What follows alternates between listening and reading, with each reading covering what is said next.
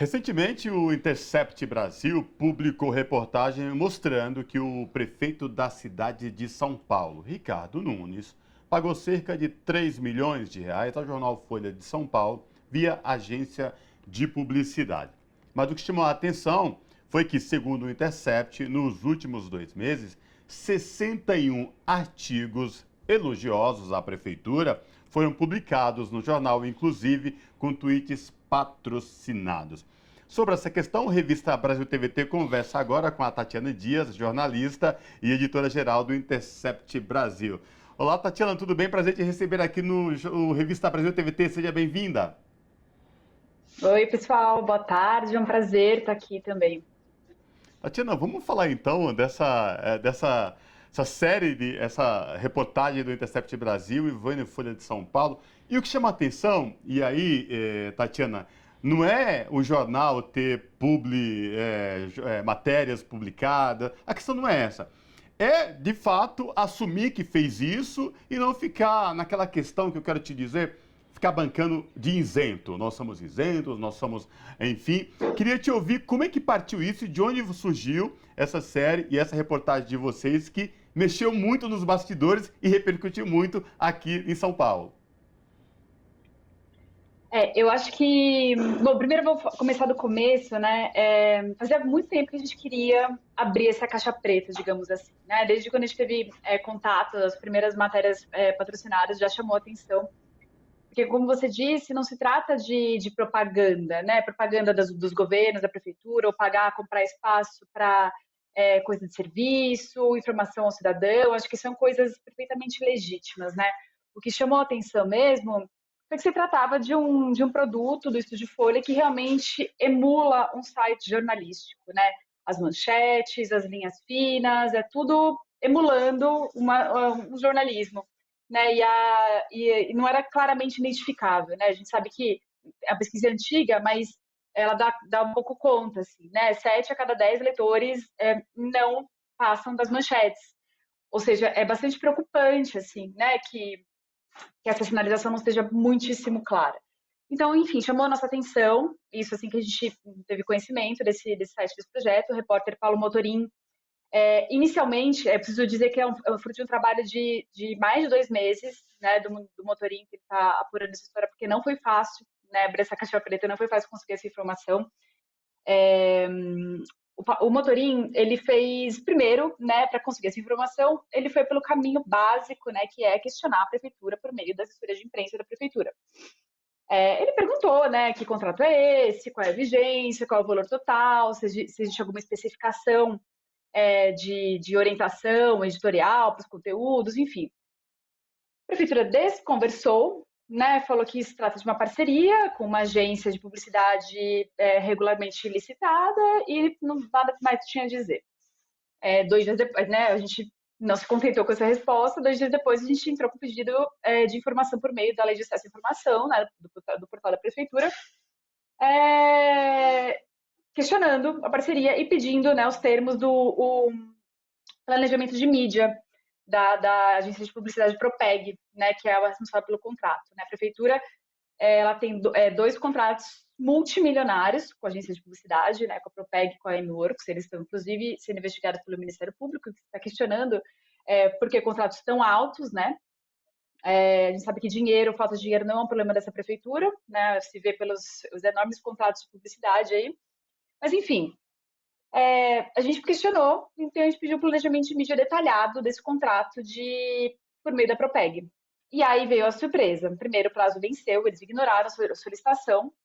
Depois recorremos mais uma vez e o chefe da SECOM, do Ricardo Nunes, né, o Afonso Prado Filho, o nome dele, respondeu falando que não tinha nenhuma parceria direta com o Estúdio Folha.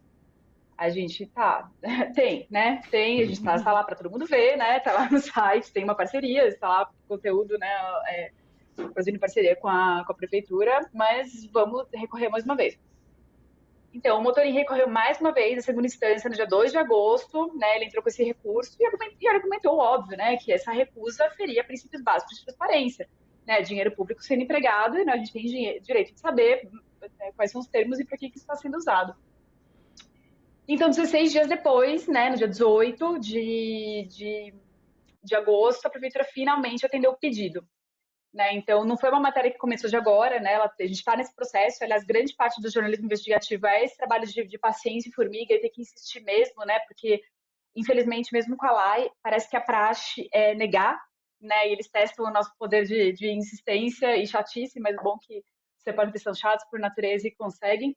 Mas, enfim, finalmente veio o documento, né? Que detalhou os pagamentos, né? E aí a gente descobriu que foram mais de 2.700.000 reais para a Folha para esse projeto.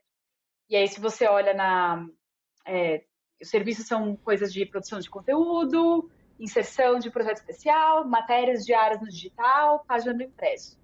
E aí, se você vê a Folha, o produto final, né, tem lá a matéria na home, tem o site customizado. E se você for ver, não são só matérias de serviço, né, que também você pode pensar, não, é um serviço importante para o cidadão, tem um canal de comunicação, mas não são, né? É um negócio, SAMU é reforçado com 800 novos profissionais, novos cachorródromos são opções de lazer, novo reforma de Interlagos. Então, quem olha, quem entra nesse portal, acha que a cidade está incrível, né? São só o asfalto, não sei quantos 1.000 quilômetros de asfalto. Então, assim, é uma página de propaganda que não é claramente identificada, e isso é especialmente relevante para se tratar, obviamente, de um ano pré-eleitoral em que o prefeito em questão, né, é um candidato, é um possível pré-candidato aí à prefeitura. Então, a gente julgou de bastante interesse público. Essa reportagem a gente entende, né, a sensibilidade, a gente é jornalista, a gente sabe todas as dificuldades de financiamento que a gente tem nesse mercado. Não é fácil, mas a gente acha importante levantar esse debate sobre os limites, né, de publi editorial, né, de quem que a gente aceita, de quem não aceita, e como que a gente sinaliza isso para o leitor. Né? Acho que vale lembrar que a própria Folha publica, inclusive, matérias críticas. O Ricardo Nunes tem excelentes jornalistas lá que cobrem a prefeitura, mas isso, às vezes, tem o mesmo peso, a matéria de denúncia, às vezes, tem o mesmo peso dessa propaganda. Né? Isso vale tudo, é um doisladismo, né? Isso é a famosa pluralidade, né? É disso que se trata, né? É a isenção jornalística e a Folha está posicionando. Não é bem assim, né? Eu acho que o veículo tem que ter esses limites mais claros, e eu acho que essa reportagem ela trouxe à tona, assim, né, essa discussão sobre quais são esses limites. Exatamente, mas a própria Folha tem ali nos seus princípios editoriais que eles publicaram, fizeram um vídeo, tem todo um trabalho em cima desses princípios editoriais, dizendo que a Folha se compromete declaradamente a diferenciar o que é publicidade do que é processo jornalístico, investigativo e analítico. O que, de fato, o que o Intercept indicava é que isso não estava acontecendo e induzia a pessoa leitora ao erro de aquilo não necessariamente ser uma publicidade, mas ser um material jornalístico da empresa jornal Folha de São Paulo. Mas o que eu queria trazer um pouco mais além disso, Tatiana, é a questão da posição do ombudsman sobre a publicação do Intercept, né? Ele se referiu à reportagem como se tivesse inferências sobre o caso. Mas o que de fato acontece é que vocês tinham dados, tinham elementos concretos de que existiam as relações e que de fato isso não estava sendo identificado. Tanto é que a Folha de São Paulo agora mudou o processo e eu gostaria que você pudesse falar desse processo e avaliasse se houve uma tentativa um pouco de desqualificar a reportagem que vocês fizeram.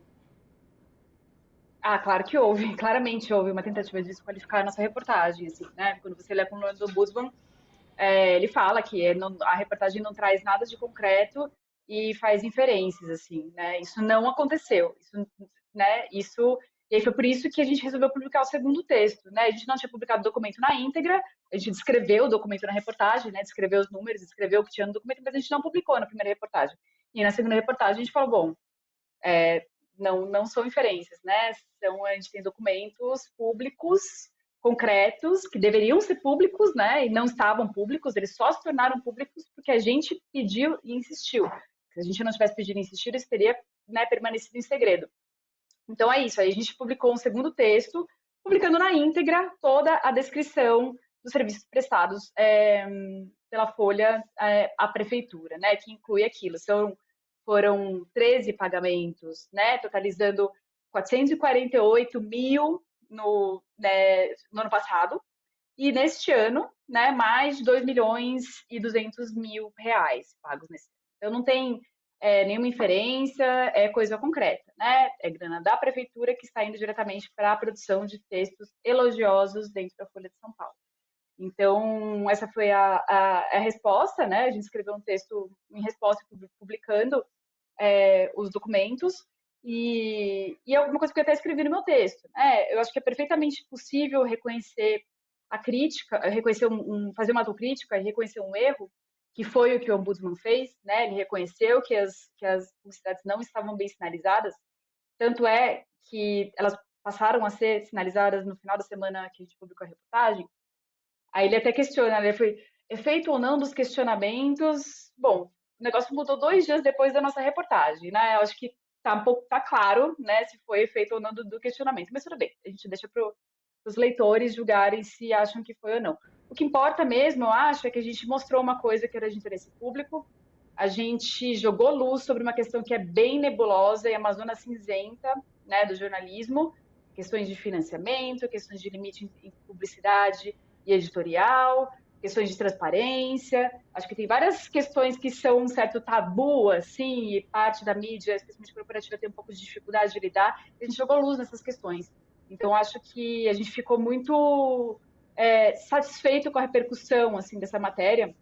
E a gente acha que tem muito mais coisas a serem reveladas, né, nesses contratos, enfim.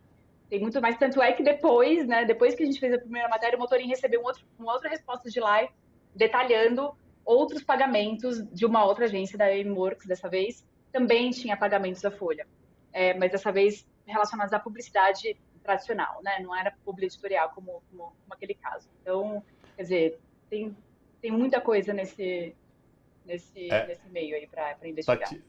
Tatiana, eu fico imaginando o quanto desse valor de formato de publi reportagem poderia ser investido, por exemplo, ou trabalhado com a questão dos moradores em situação de rua, por exemplo, que a cidade está lotada, tomada, né? Questão de mobilidade, saúde mesmo, quem sabe como funciona. E aí eu volto a falar, essa questão não é fazer ou não fazer e ter lado. Nós aqui temos que é o lado dos direitos humanos, dos trabalhadores, dos movimentos sociais, e assumimos isso, não é problema. Agora, né, não vamos disfarçar isso com outra forma para tentar convencer de outra, enfim, como vocês bem explicaram. Mas só para finalizar, né, vocês pretendem dar continuidade a esse trabalho? Com certeza, sem dúvida. Eu acho que fazer esse tipo de investigação é uma das razões pelas quais a gente existe, né? Eu acho que poucos veículos, né? A gente tem o privilégio de ser um veículo completamente independente, né? E a gente consegue fazer esse tipo de investigação, coisa que outros veículos não conseguem. Então, acho que a gente quer e é também o nosso dever continuar fazendo esse tipo de investigação, né? Eu acho que a gente sabe como que está a prefeitura do Ricardo Nunes aqui em São Paulo. Acho que é um foco, né, da nossa cobertura jornalística para os próximos meses, olhar para o que está acontecendo aqui, porque realmente é gritante, né, a situação da cidade. Qualquer um que está em São Paulo vê, né, a gente não precisa, né, as coisas estão nas ruas, estão em todos os lugares para todo mundo ver. Então, acho que é a nossa obrigação, né, a gente precisa honrar a nossa independência fazendo esse tipo de cobertura, né, cobrindo a mídia de forma crítica, cobrindo o poder hegemônico de forma crítica, né, eu acho que é para isso que a gente existe e óbvio que a gente vai continuar, não tenho a menor dúvida. Só salientando que, inclusive, estamos aí prestes a iniciar um processo de eleição à prefeitura. Então, ainda mais importante a gente ter olhos atentos e consciência do que a gente está recebendo de informação do poder público nesse sentido. Conversamos com a Tatiana Dias, que é editora-geral e jornalista do Intercept Brasil. Tatiana, muito obrigada pela sua participação aqui conosco no dia de hoje. Gente, muito obrigada, foi um prazer, né? E espero estar aqui mais vezes, adorei. Obrigada. Abraço. Abraço.